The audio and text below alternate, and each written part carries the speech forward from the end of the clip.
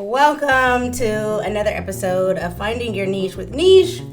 Of course, I am your host of the hour, Nisha Rogers, and I have had the long-awaited privilege of meeting this guy who is apparently in high demand.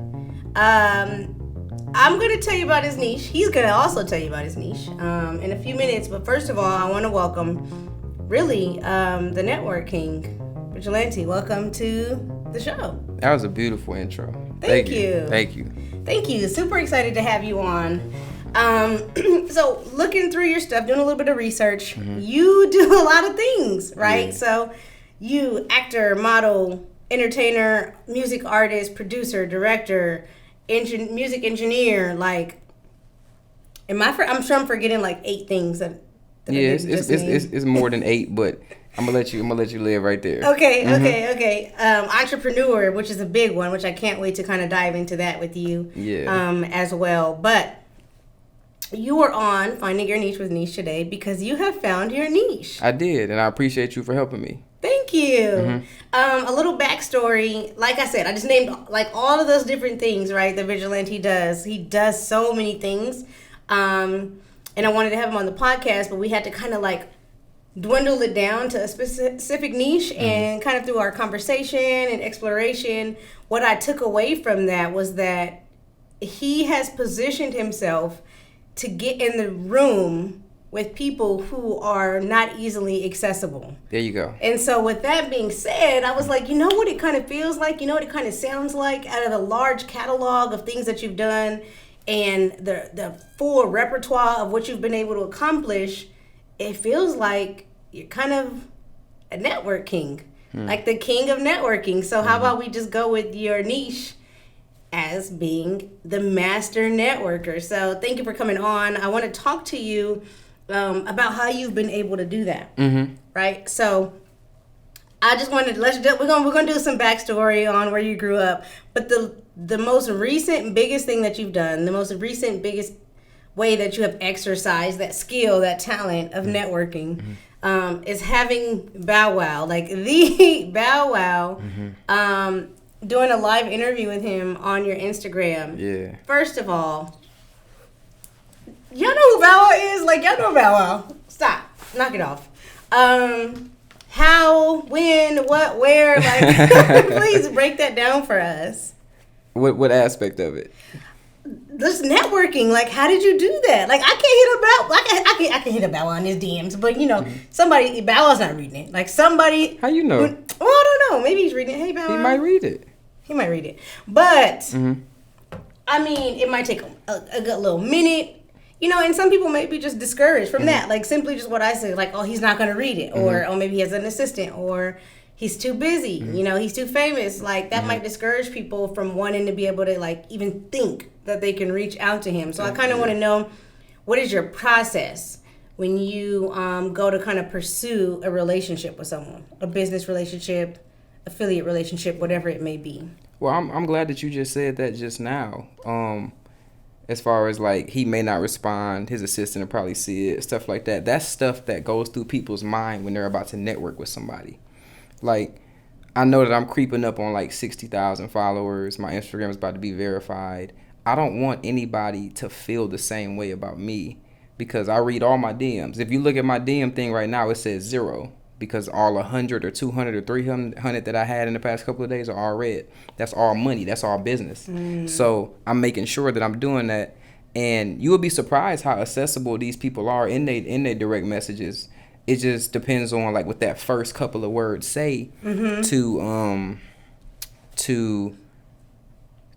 show the severity of the conversation that you want to have with them. I learned that from watching women. I learned that from y'all picking up y'all phone and looking at it for that 3 seconds and being like, oh, this nigga ain't talking about shit. Right. And putting it right back down. Right. So I learned that you gotta hit him with that tagline in the front to let somebody know exactly, or be that person. Because there's certain dudes that y'all talk to and it'll be like, no matter what he talking about, I'm gonna talk to him. And then there's other ones where it's like, he better be talking about the right stuff or I ain't talking to him. Yeah. So I learned a lot of my networking from watching women. Wow. Very interesting. Okay, so Give us a little bit of a breakdown, because some people, like obviously people are trying to make moves like you. Like, so what are those first couple of words? What are some examples of those first couple of words you can use to get somebody's attention? You get straight to the point. If somebody says that there's a certain way that you're supposed to contact them, go that route. And go that route professionally.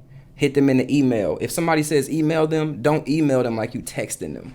Email them a professional email. Hey, email etiquette. Yeah. There you go. And if you don't know what that is, it's so many Google templates you can look at as far as emails to look at as far as the etiquette of it. If you don't feel like doing that, go to Wendy Elaine Wright. She's a famous acting coach. Go to Coach Mike, another famous acting coach, and they will tell you how to properly email modeling agents, talent agencies, professional celebrities, stuff like that. What's it called? My boy Cruz, he mastered that. Okay. When he started his company, Spring Urban Fest, he got so many big celebrities before I even ever had a name. Wow. To come out, and I'm looking at this dude like, how did you do this? And he was showing me behind the scenes like, this what I send him. And I'm like, oh wow, okay, that makes sense. It's very professional. Yeah. So yeah. Shout out to Never Feeling. Shout out my guy.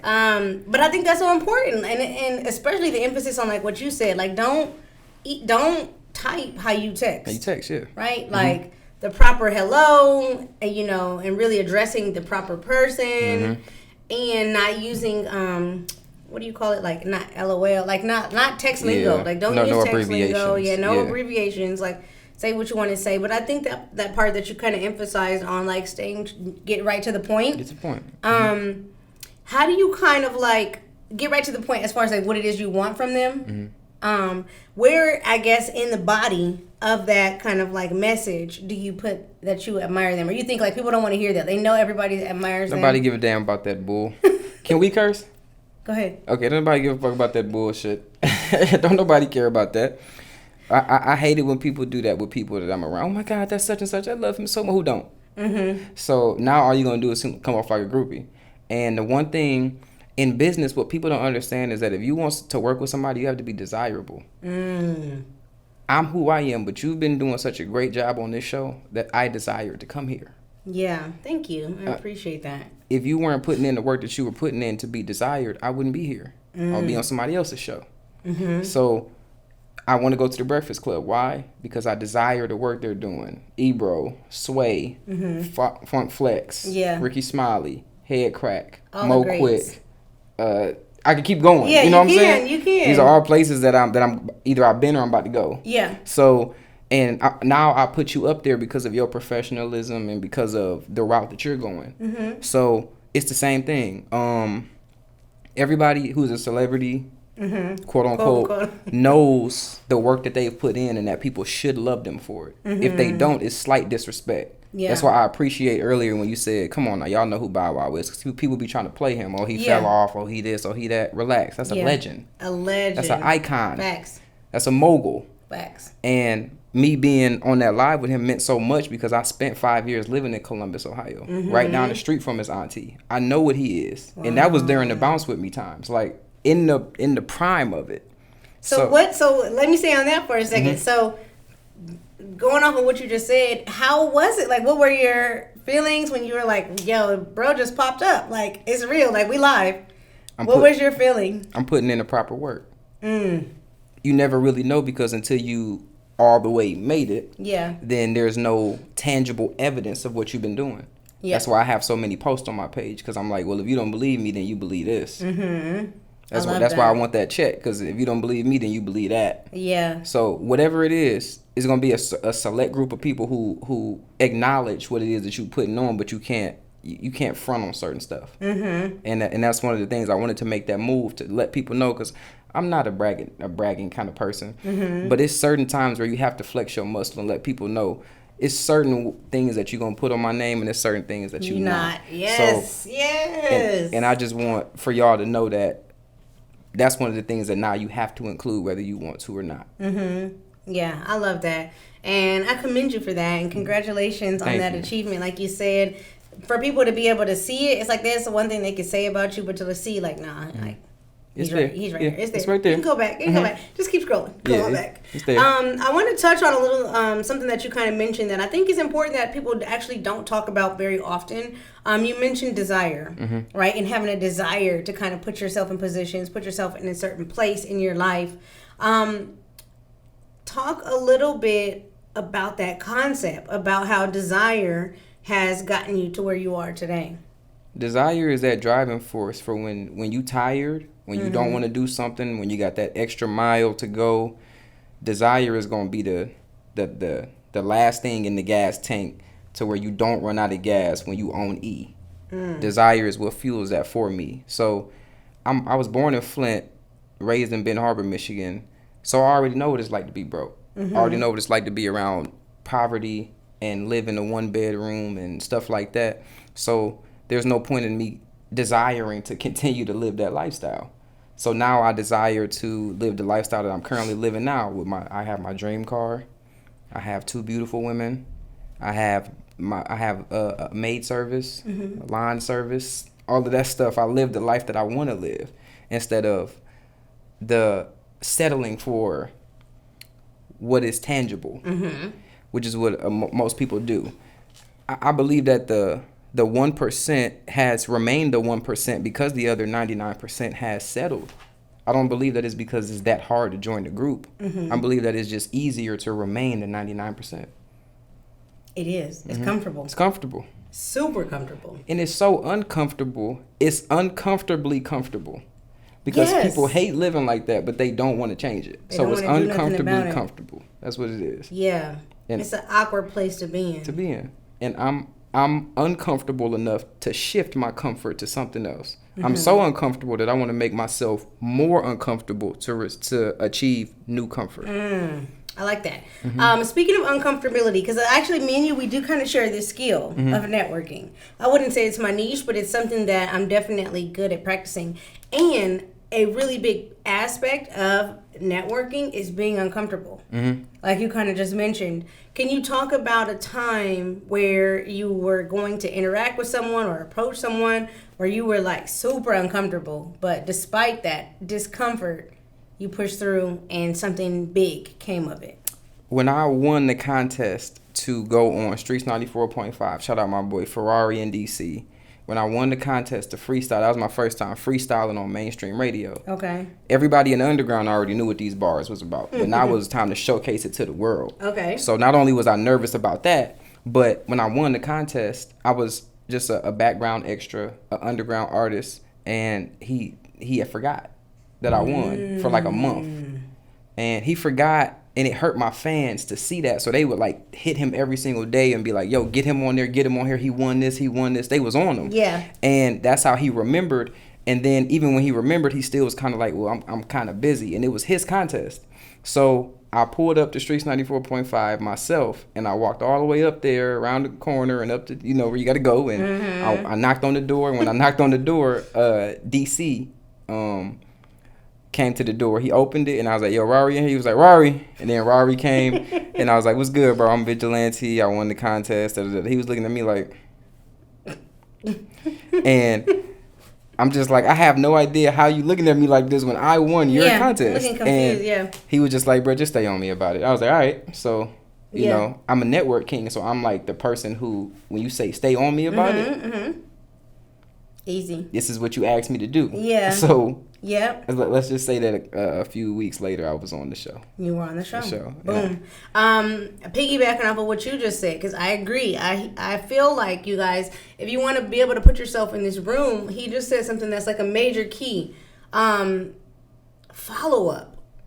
Like, the follow-up game has to be, like, so strong. I feel like that's what happens, right? We go to these quote-unquote, especially if you're here in Atlanta, these quote-unquote networking events. You meet people, you exchange IGs, you talk, you feeling the vibe, it feels good, everybody feeling their drinks, or you feel like you had a dope conversation with somebody. The night ends, a day passes, a week passes, and that opportunity that you felt like you had in that moment falls by the wayside because of what? Poor follow-through. Poor follow-up. Yeah, poor follow-up. So, like, can you talk about the importance of, like, still holding on to that idea or the opportunity and following through with the follow through with the follow up. That's how we're gonna say it. Another thing I learned from talking to women, women like consistency. They don't like to be bothered, but they like consistency. So when I follow you on Instagram, it's so that I can study you. And when I study you, I look at your stories, I look at your page. I know the perfect time to hit you up and exactly what to say. Wow. So I usually have a lot of success in that department, especially when I was single. Yeah. So when I that was a lot of the reason for the success, because I knew what to say, when to say, and how to say it due to studying and waiting until the perfect time. Yeah. And I think too it's important because, like you said, these are high caliber people. Maybe they're not necessarily like high caliber, but maybe they're very productive people, like in their lifestyle. So it's important, I guess, to not take it personal if they don't remember you or if they don't remember what they said that night. So then in that particular instance, it's important that you do your part to remind them, to follow up, hey, this is kind of like what we talked about, and to not get discouraged. Like, would you say there's a time limit to when, like, you should stop following up with somebody where it's like, hey, yo, you bugging now. Like, they don't want to work with you. Like, what would you say is that? How would you know that? I'm going to touch on both parts. Okay. I'm going to touch on the part of, if a person don't remember you, that's beautiful. You have a second chance to make a first impression. That's a beautiful thing. Oh, say that one more time. You have a second chance to make a first impression. That usually never happens. Never. Especially with a woman. If you walking down and she see you trip down the steps, that's it. You ain't getting a number after that. But you better hope that she don't remember that happened. Now you can. Yep. Now you got a second chance. So I'm telling you, a lot of stuff I learned from women. I learned a lot about it from networking. Yeah. So with the other thing, with following up, you know when somebody is playing with you and playing with your time. That's another thing I learned from y'all. Say another thing, you know when somebody playing with you. Okay. So what I learned is that I'm gonna give you an example. There was a guy named Ty Cobain, and he won a contest on Hits 94.5. It's an independent radio station, and his song was the #1 song for like 4 or 5 weeks.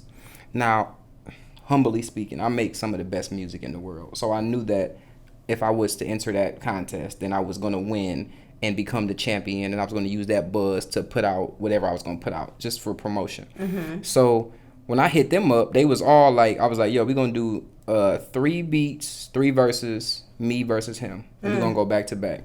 I'm 100% going to win, but I'm going to give him the opportunity to stand next to me. Okay. So when that happened, they hit him. Okay. They put him in protective custody. So they pretty much was like, he's the champ. We're going to have him secluded over here. And they never explained why. And he agreed to it.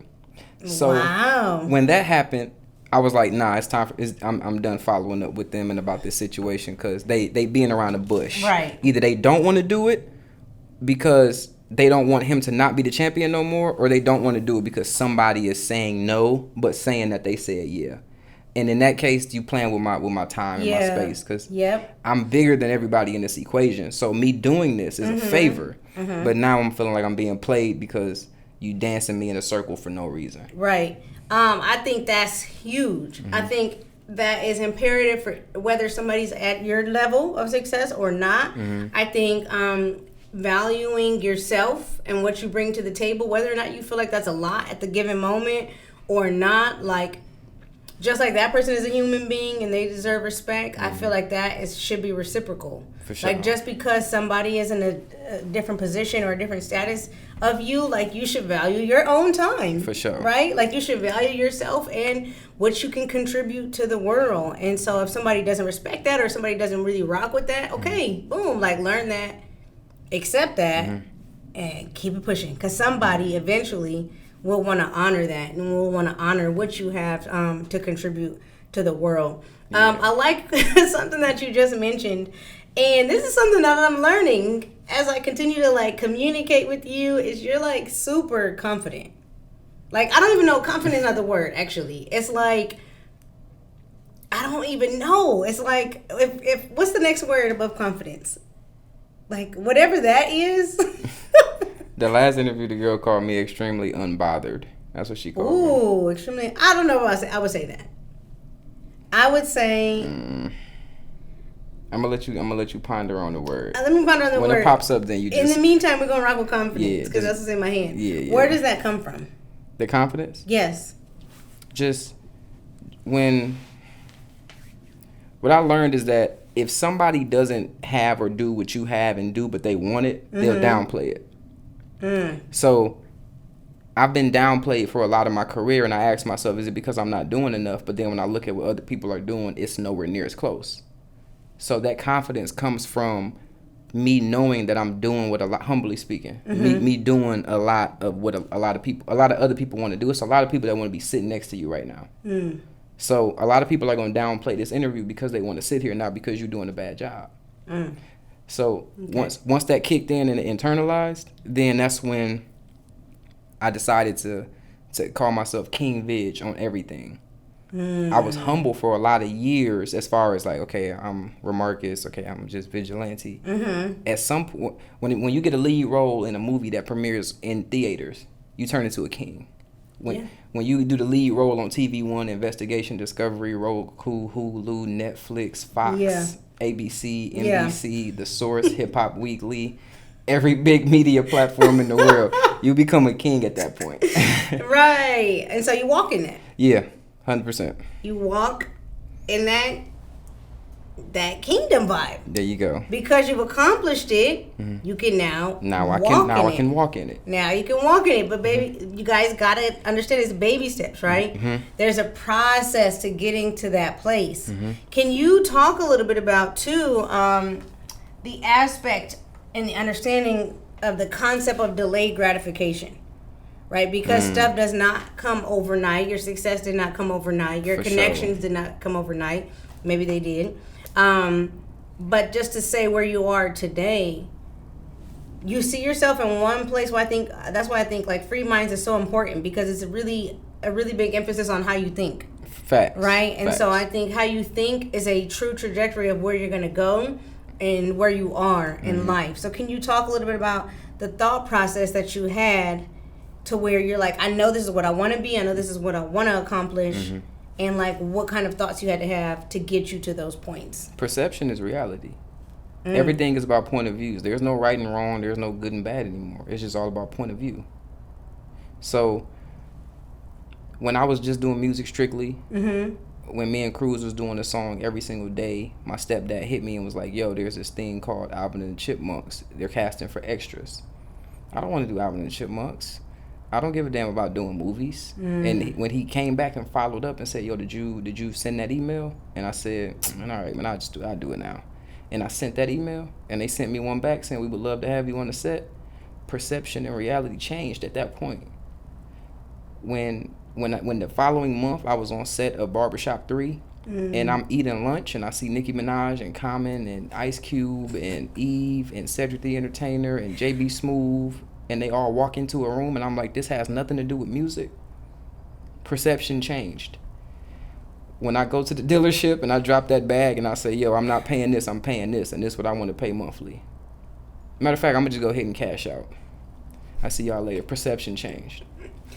Now, for people who are not deep, for people who don't have the capacity yet to go to where you just said, how would you simplify that concept? Perception is reality.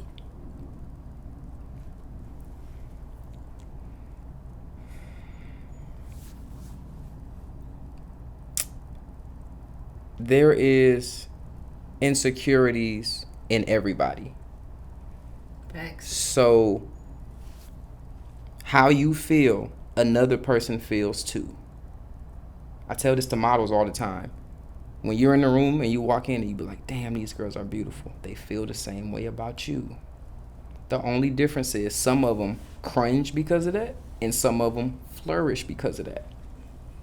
Some rise to competition, some fall to it. So whatever situation you in, you've seen the worst that you can do. You've seen your bank account overdraft. You've seen yourself not being booked for nothing. You've seen that already. Nothing changes if nothing changes. So you got to surround yourself around new people, and you have to think what it is that you want to get. My girl told me she wanted a G-Wagon. I told her, do you know how much it costs? She said, no. I said, well, get out of my face then. If you don't know how much it costs, then you don't want it. You already starting off on the wrong foot. Yeah. Where's it at? You test drove one. You don't even know what the inside look. Man, get out of my face. Well, that's that was pretty simplified. Your woman having that kind of insight, or actually lack thereof, about what she really wanted in life. But I want to touch on something. I don't want to skim over it. You said you have 2 beautiful women. Yeah. Okay. Can you break that down? That kind of seems broken down. I don't know if you got a daughter. Oh, and no. a wife. I get what you're saying. Yeah. No, I have two beautiful girlfriends. How is that working out? It's beautiful. It's working out great.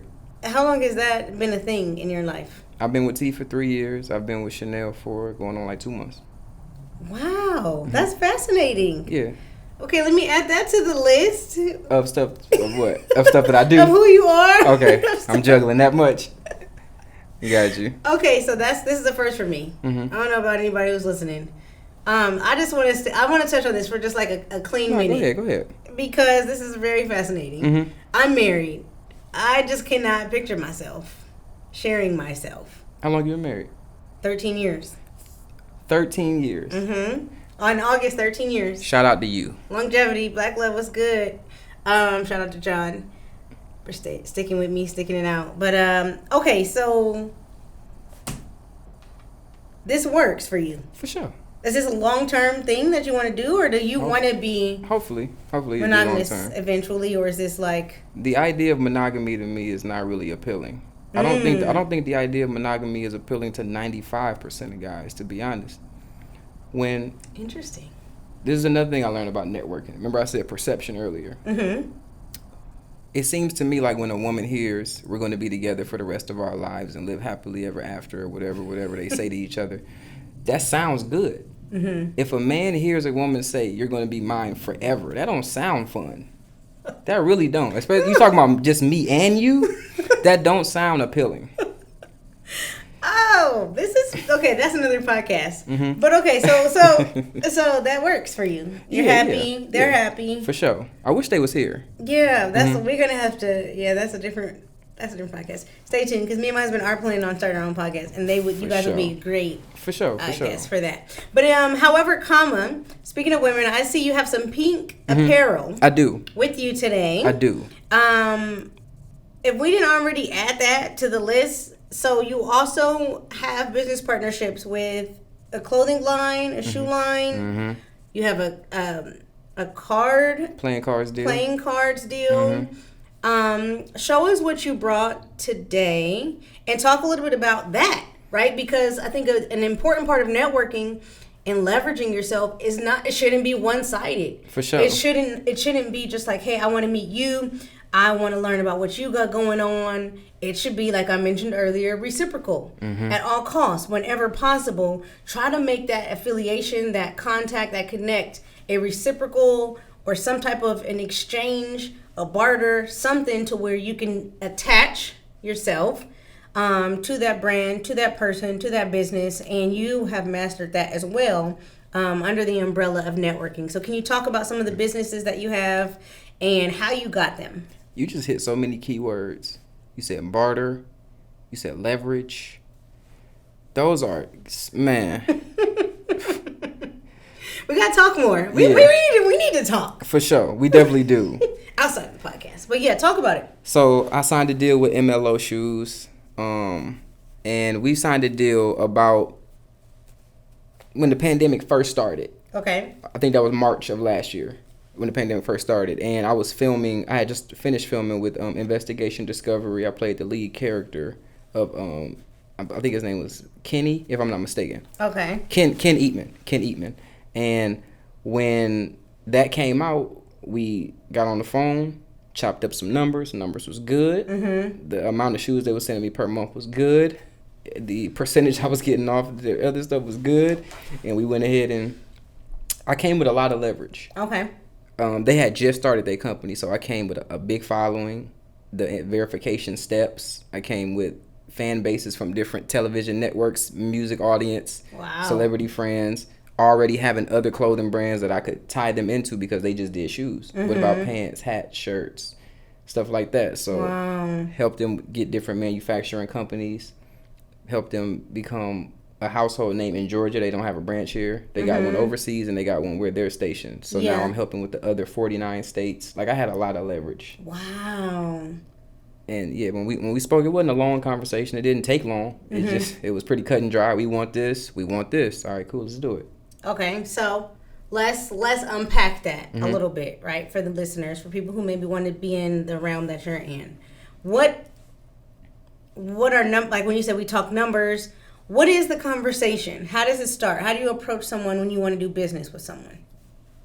I see what they have going on first. Okay. So I see the number of followers you got, the engagement that you get for it. I look at all of your social media platforms. They don't take long, so exhausting as it may sound, they take like 5 minutes to do. I look at whether or not you have a YouTube channel, a website, how your website is designed. Is it easy to navigate, stuff like that. Because that's stuff that you want to talk to when you get on the phone with them. Like, yo, I noticed that on this part right here, it freezes. Or on this part, it's kind of, your shopping cart this code don't work. Stuff like that. They pay attention to that. That's worth money. Because they pay other people to do that. So if you're doing it, then you get that part of that budget. That might be $500 to $1,000 a month that they're paying somebody else to do that they could pay you to do now. That's a gem.